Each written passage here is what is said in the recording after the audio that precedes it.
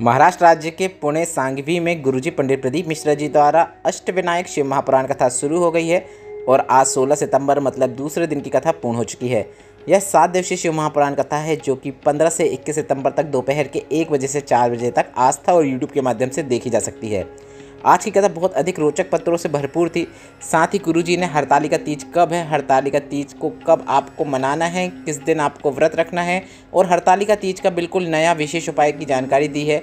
इसकी जानकारी गुरुजी ने आज से पहले किसी भी कथाओं में नहीं दी थी। तो यह हरतालिका तीज का बिल्कुल नया उपाय है जिसे आपको कब करना है उसकी जानकारी आपको इस वीडियो के माध्यम से प्राप्त होने वाली है। आज की कथा में गुरुजी ने कुल 17 उपाय, पत्र और उपयोगी जानकारी दी है। सभी की जानकारी हम आपको इस वीडियो के माध्यम से दे देंगे। अगर आपने आज की कथा नहीं सुन पाई है तो पूरी कथा का रास्ता तो आपको इस छोटे से वीडियो से प्राप्त होने वाला है। कल के वीडियो में हमने आपसे एक प्रश्न किया था कि अष्टविनायक गणेश भगवान को क्यों कहा जाता है, 8 शीश के कारण या 8 सरों के कारण या फिर 8 अवतारों के कारण। तो इसका सही उत्तर है 8 अवतारों के कारण।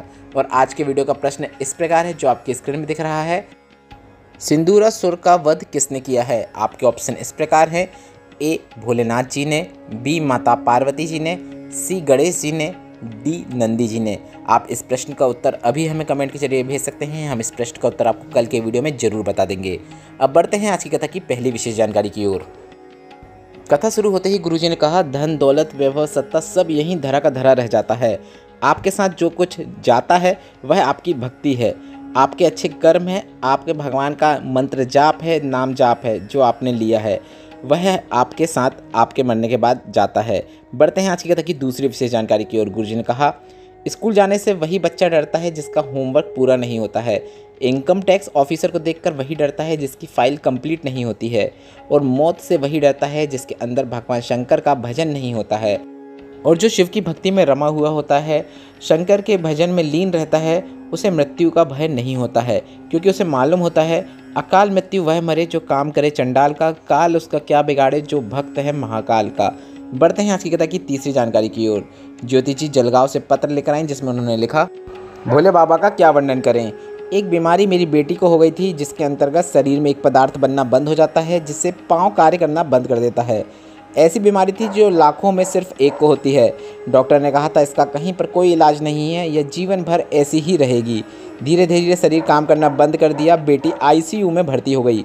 किसी ने कहा शिवलिंग पर कुंदकेश्वर भगवान का नाम लेते हुए, कुंदकेश्वर महादेव का नाम स्मरण करते हुए जल चढ़ाकर वह जल बेटी को देना प्रारंभ करो और बेटी को बेलपत्र भी देना शुरू करो। हमने ऐसा ही किया, शिवलिंग पर जल चढ़ाकर वह बेटी को दे देते, बेलपत्र को मल कर मीस कर उसके मुख में डाल देते। डॉक्टर पूछते क्या दे रहे हो, तो हमने कहा कि घर से जल लेकर आए हैं।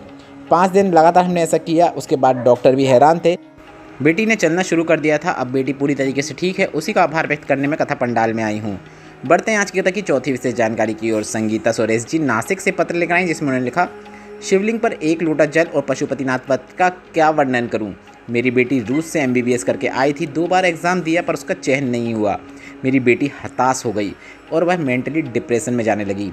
तब टीवी का चैनल चेंज करते करते आपकी कथा आ गई। हमने शिव महापुराण कथा का श्रवण करना शुरू कर दिया और उसमें जो आपने बताया था प्रदोष काल में दीपक लगाने का वर्णन सुना और साथ में पशुपतिनाथ व्रत का वर्णन सुना। हमने हमारी बेटी से ऐसा ही करने को कहा। बेटी ने प्रदोष के दिन प्रदोष काल में भोलेनाथ के मंदिर में एक दीपक लगाया, एक बेलपत्र के पेड़ के नीचे दीपक लगाया और एक अपने घर के मुख्य द्वार के बाजू में दीपक प्रज्वलित किया। और मेरी बेटी ने पशुपतिनाथ व्रत भी किया और 2 ही उपवास पूर्ण हुए थे और मेरी बेटी का अच्छे हॉस्पिटल में डॉक्टर के पद में चयन हो गया है। उसी का आभार व्यक्त करने के लिए मैं कथा पंडाल में आई हूँ। बढ़ते हैं आज की कथा की 5वीं विशेष जानकारी की ओर। सुनीता जी पत्र लेकर आई जिसमें उन्होंने लिखा, मेरे गले में गठान हो गई थी, डॉक्टर से इलाज कराया, सब कुछ कराया, पर डॉक्टर ने कहा था कि यह गठान बगैर ऑपरेशन के ठीक नहीं हो सकती है। ऑपरेशन के बाद जो गठान निकलेगी वह भी जांच के लिए जाएगी और बड़ी बीमारी भी हो सकती है। हमने डॉक्टर से कहा अभी हमें ऑपरेशन नहीं कराना है, आप दवाइयाँ दे दीजिए। और डॉक्टर से दवाइयाँ लेकर मैं घर आ गई, दवाइयाँ खाने लगी और डॉक्टर ने कहा था कि जल्द से जल्द ऑपरेशन करवाना पड़ेगा। मैं भोलेनाथ के मंदिर में जाकर शिवलिंग पर जल चढ़ाकर शिवलिंग का स्पर्श करते हुए बाबा से निवेदन किया, मुझे ऑपरेशन नहीं कराना है।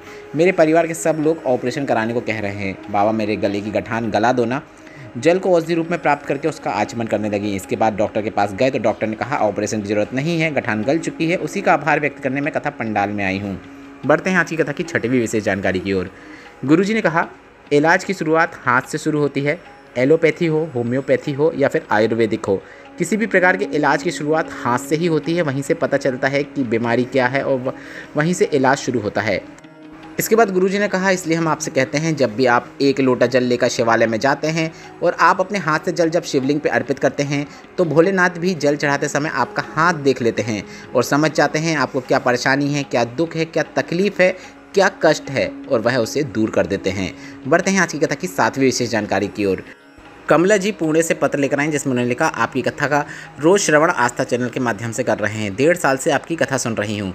13 साल से मुझे ब्रेस्ट कैंसर था। मेरी हालत बहुत ख़राब थी। डॉक्टर ने भी जवाब दे दिया था। डॉक्टर ने कहा यही क्रम हमेशा चलता रहेगा। आपकी कथा सुनना शुरू किया। बच्चों से कहा मैं मंदिर तो नहीं जा सकती हूँ, पर मेरे लिए शिवलिंग पर जल चढ़ाकर मुझे लाकर दे दो। 6 महीने तक लगातार मैंने शिवलिंग पर चढ़े हुए जल का आचमन किया। इसके बाद मैं डॉक्टर के पास जांच कराने गई तो डॉक्टर भी हैरान थे। पूरे जीवन भर का कैंसर कैसे ठीक हो गया। कैंसर अब मुझे नहीं है, उसी का आभार व्यक्त करने मैं कथा पंडाल में आई हूँ। बढ़ते हैं आज की कथा की 8वीं विशेष जानकारी की ओर। मेघा जी पत्र लेकर आई जिसमें उन्होंने लिखा, मेरे पीठ पे एक गठान हो गई थी, वह बहुत बड़ी हो गई थी। डॉक्टर को दिखाया तो डॉक्टर ने ऑपरेशन की बोल दिया था। आपकी शिव महापुराण कथा सुनती थी, साथ ही साथ दवाई खाने लगी, जो दवाई डॉक्टर ने दिया, और साथ ही साथ शिवलिंग पर चढ़े हुए जल का भी आचमन करने लगी। बाबा से कहती, बाबा मुझे ऑपरेशन नहीं करवाना है, बाबा कृपा करो। बाबा का क्या वर्णन करूं। एक दिन प्रदोष के दिन प्रदोष काल में बाबा के मंदिर में दीपक लगाने गई थी। पीछे से कोई मेरे ऊपर गिर गया, जिससे वह गठान फूट गई, पूरा पस बाहर निकल गया। डॉक्टर को दिखाया तो डॉक्टर ने कहा अब गठान नहीं है, ऑपरेशन की भी ज़रूरत नहीं है। उसी का आभार व्यक्त करने में कथा पंडाल में आई हूँ। बढ़ते हैं आज की कथा की 9वीं विशेष जानकारी की ओर।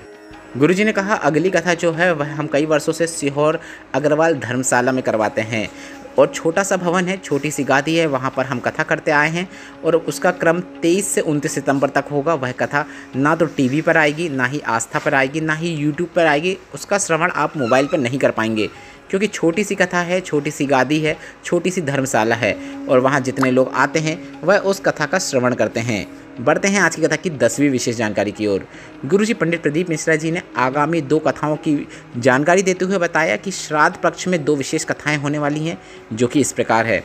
1 से 5 अक्टूबर तक देव पितर शिव महापुराण कथा का आयोजन कोटा राजस्थान में होगा, जिसका समय दोपहर के 2 बजे से लेकर 5 बजे तक रहेगा, जिसका आनंद आप आस्था और मोबाइल और टीवी के द्वारा प्राप्त कर पाएंगे।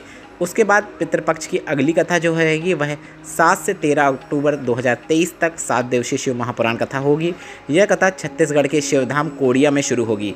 इस कथा का नाम गोपितर शिव महापुराण कथा होगा। बढ़ते हैं आज की कथा की 11वीं विशेष जानकारी की ओर। गुरुजी ने कहा, पितृपक्ष में जितनी भी शिव महापुराण कथा होगी उसका श्रवण करते समय आपको अपने पितृ का स्मरण करना है, और अगर आप एक नियम बनाना चाहते हैं तो आप पितृ की छोटी सी फोटो हाथ में लेकर भी कथा का श्रवण कर सकते हैं, और आप अपने हाथ में चावल के 4 दाने लेते हुए कथा का श्रवण कीजिए, और कथा सुनने के बाद आप वह चावल के जो 4 दाने हैं उसे पक्षियों को खिला सकते हैं, पक्षियों के लिए अपनी छत में डाल सकते हैं। इस प्रकार से पितृपक्ष में सुनी गई शिव महापुराण कथा का जो लाभ है वह आपको जीवन भर प्राप्त होता रहेगा। बढ़ते हैं आज की कथा की 12वीं विशेष जानकारी की ओर। सीमा जी पुणे से पत्र लेकर आई जिसमें उन्होंने लिखा, बाबा का क्या वर्णन करूं। मेरा बेटा चलता नहीं था, ना ही बोलता था। लोग मुझ पे हंसते थे कि कैसी औलाद को जन्म दिया है, और उस बच्चे पे भी कई बार लोग अपशब्द बोल देते थे। कोई गूंगा बोल देता था, कोई बहरा बोल देता था। 4.5 साल का बच्चा हो गया था। मेरी ननद ने कहा कि टीवी में शिव महापुराण कथा आती है, और मैंने मेरी ननद के कहने पर कथा सुनना शुरू किया। कथा में सीहोर कोबरेश्वर धाम का वीडियो दिखाया, तो वह वीडियो देखने के बाद मुझे सीहोर कोबरेश्वर धाम जाने का मन हुआ। मैंने बच्चे को लेकर सीहोर कोबरेश्वर धाम गई। वहाँ पर जाकर मैंने रुद्राक्ष को प्राप्त किया और कंकड़ शंकर की धरा में कामना करके आ गई कि मेरे बेटे को जो ना चल सकता है ना बोल सकता है उस पर कृपा करें, और रुद्राक्ष को तांबे के पात्र में गलाकर वह जल शिवलिंग पर चढ़ा देती और थोड़ा सा जल औषधि रूप में प्राप्त करके बेटे को पिला देती। और ऐसा क्रम 3 महीने तक चला, और 3 महीने के अंदर ही मेरा बेटा चलना प्रारंभ कर दिया है, बोलना प्रारंभ कर दिया है। उसी का आभार व्यक्त करने में बेटे के साथ कथा पंडाल में आई हूँ। बढ़ते हैं आज की कथा की 13वीं विशेष जानकारी की ओर। स्वर्णा जी पत्र लेकर आई जिसमें उन्होंने लिखा, मेरी शादी के 19 वर्ष हो गए थे, पर संतान का सुख नहीं था। सारे डॉक्टरों को दिखाया, सारा इलाज कराया, पर कहीं से कोई लाभ नहीं मिला। टेस्ट ट्यूब भी करवाया, पर हमें संतान सुख नहीं हुआ। हमारी पड़ोसन ने पशुपतिनाथ व्रत के बारे में बताया, सफ़ेद आंकड़े की जड़ का उपाय के बारे में बताया, तो मुर्खा जी का नाम लेते हुए सफ़ेद आंकड़े की जड़ का उपाय किस प्रकार से करना है वह बताया। एक बार किया पर लाभ नहीं हुआ, पर हमने शिव पर विश्वास बनाए रखा। फिर से दोबारा किया और बाबा की कृपा से 19 वर्षों के बाद संतान की प्राप्ति हुई है। उसी का आभार व्यक्त करने हम कथा पंडाल में आए हैं। बढ़ते हैं आज की कथा की 14वीं विशेष जानकारी की ओर। गुरुजी ने कहा, आपने देखा होगा गाय या बैल जब भी आप उन्हें रोटी दे देते हैं तो रोटी खाने के बाद कुछ समय बाद वह वापस आपके द्वार के सामने आकर खड़े हो जाते हैं। ऐसा देखकर आप भी सोचते होंगे कि अभी तो मैंने रोटी दी थी, फिर यह गाय या फिर नंदी वापस आकर क्यों खड़ा हो गया है। तो आप एक बात ध्यान रखिएगा, वह गाय या नंदी जिसको आपने रोटी दी है, अगर वह कुछ समय के बाद आपके घर के सामने आकर खड़ा हो रहा है तो वह, अगर आपको कोई परेशानी आने वाली है, तकलीफ़ आने वाली है आपके जीवन में, तो वह उसे रोक रहा है, इसलिए वह वहाँ पर खड़ा है। बढ़ते हैं आज की कथा की 15वीं विशेष जानकारी की ओर। गुरुजी ने बताया, पितृपक्ष में जो हम 7 से 13 अक्टूबर तक गो पितर शिव महापुराण कथा सुनाएंगे, उसमें हम जानेंगे कि गाय को रोटी क्यों दी जाती है, नंदी का पूजन क्यों किया जाता है, क्यों भोलेनाथ ने नंदी को अपने पास रखा हुआ है, शिवलिंग पर जल चढ़ाने से पितृदोष से कैसे मुक्ति मिलती है, और यह सब जानकारी आपको छत्तीसगढ़ में होने वाली शिव महापुराण कथा में प्राप्त होने वाली है। बढ़ते हैं आज की कथा की 16वीं विशेष जानकारी की ओर। गुरुजी ने बताया, शिवलिंग पर जल चढ़ाने वाले को 3 प्रकार के दोषों से मुक्ति प्राप्त होती है, पितृदोष, वास्तु दोष और काल सर्प दोष। बढ़ते हैं आज की कथा की 17वीं और अंतिम और सबसे विशेष जानकारी की ओर, जो कि आज की कथा का गुरुजी का बताया सबसे नया उपाय है।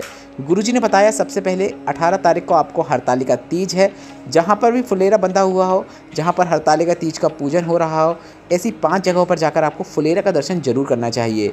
मात्र इतना कर देने से भोलेनाथ आपकी झोली भर देते हैं और आपकी सभी मनोकामनाओं को पूरा कर देते हैं। तो गुरुजी ने यहाँ बता दिया है कि 18 सितंबर को हरतालिका तीज का पूजन होने वाला है और इस दिन आपको फुलेरा के दर्शन करना है। इसके बाद गुरुजी ने स्वयं कथा में बताया कि 18 सितंबर को हरतालिका तीज का पूजन होगा और आपको एक विशेष उपाय करना है। उससे पहले तो आप यह जान लीजिए, गुरुजी ने आज कहा कि अगर आप हरतालिका तीज का व्रत नहीं करते, अन्य कोई तीज रखते हैं, तो भी आपको हरतालिका तीज के फुलेरा का दर्शन करना चाहिए। आप किसी भी वर्ण के क्यों ना हो, कोई भी जाति के क्यों ना हो, तो भी आपको फुलेरा के दर्शन करना चाहिए। इसके साथ ही गुरुजी ने हरतालिका तीज का विशेष उपाय की जानकारी देते हुए कहा, आपको हरतालिका तीज के दिन किसी भी वृक्ष की 5 पत्तियां या फिर 5 वृक्षों की 5 पत्तियां या फूल को लेकर भोलेनाथ के मंदिर में जाकर शिवलिंग पर अर्पित करना है, या फिर जहाँ पर हरतालिका तीज का पूजन हो रहा हो, जहाँ पर फुलेरा बंधा हुआ हो, वहाँ पर जाकर आपको वह 5 पत्तियों को या 5 पुष्पों को अर्पित कर देना है। बस इतना ही करना होता है। जहाँ पर भी पूजन चल रहा हो वहाँ पर जाकर आप अर्पित कर सकते हैं, या फिर आप किसी भी शिवालय में जाकर शिवलिंग पर भी 5 पत्तियाँ या 5 पुष्प अर्पित कर सकते हैं। अब आप कौन कौन से 5 वृक्षों की पत्तियाँ ले सकते हैं वह हम आपको बता दें। आप बेलपत्र, आंवला, बरगद, पीपल, आम, इस प्रकार से किसी भी प्रकार की 5 वृक्षों की 5 पत्तियाँ लेकर इस दिन हरतालिका तीज के दिन 18 सितंबर को या तो शिवलिंग पर अर्पित कर दें, या फिर जहाँ पर फुलेरा की पूजन हो रही, हरतालिका तीज का पूजन हो रहा हो, वहाँ पर जाकर अर्पित कर सकते हैं। मात्र इतना कर देने से आपके जीवन के सभी दुख, दर्द, कष्ट, तकलीफ दूर हो जाती हैं और भोलेनाथ आपकी सभी प्रकार की मनोकामनाओं को पूरा कर देते हैं। इस वीडियो में बताई गई जानकारी से संबंधित अगर अभी भी आपके मन में कोई प्रश्न हो तो वे प्रश्न आप कमेंट के जरिए पूछ सकते हैं, और मेरे द्वारा दी गई जानकारी अगर आपको थोड़ी सी उपयोगी लगी हो या फिर आज की कथा से आपको आनंद की प्राप्ति हुई है तो इस वीडियो को लाइक करके कमेंट बॉक्स में हर हर महादेव जरूर टाइप कीजिएगा। श्री शिवाय नमस्तुभ्यम, हर हर महादेव।